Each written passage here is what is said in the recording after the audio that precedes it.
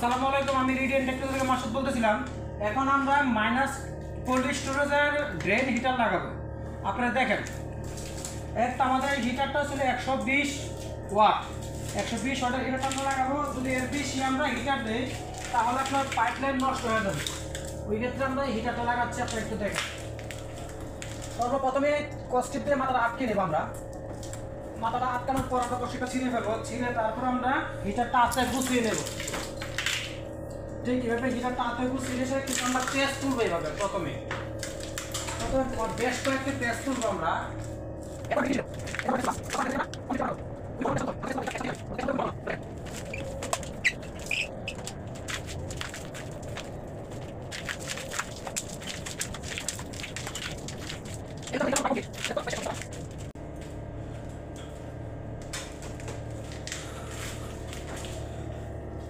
এখন আমরা লাস্ট মাত্রা আমরা কস্টিক মারবো।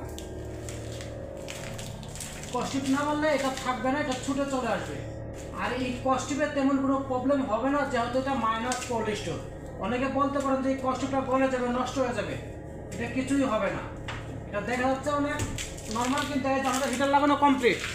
এখন আমরা এখানে বিদ্যুৎ লাইন কানেকশন করবো। বিদ্যুৎ লাইন কানেকশন করবো কোথা থেকে? আমরা ইভাপোরেটরের ভিতরে যে হিটার দেওয়া আছে ওইটার সাথে আমরা বিদ্যুৎ লাইন কানেকশন করব, যাতে আমাদের যখন ইভাপোরেটর হিটার যখন অন হবে, যখন এটাকে আপনার ইয়াতে যাবে, ডিবুস্টিংয়ে যাবে, ডিবুস্টিংয়ের সাথে সাথে হিটারটা ড্রেন লাইন হিটারটা আমাদের অন হবে। ওই ক্ষেত্রে যাতে আমাদের কোনো প্রবলেম না হয়। যদি এটাকে আমরা আলাদাভাবে কোনো সার্কিট দিয়ে আলাদা কোনো আমরা করতে যাই, তাহলে আমার ড্রেন লাইন হিটার অন হয়ে যাবে, ডিবুস্টিং হবে না আমার, তাহলে এটা প্রবলেম আরও বেড়ে যাবে। ওই ক্ষেত্রে আমরা দুটাকে একসাথে করে দিচ্ছি। আপনারা আমাদের সাথে যোগাযোগ করতে গেলে আমাকে কমেন্ট করতে পারেন। আপনারা আমার চ্যানেলটাকে লাইক করেন, সাবস্ক্রাইব করেন।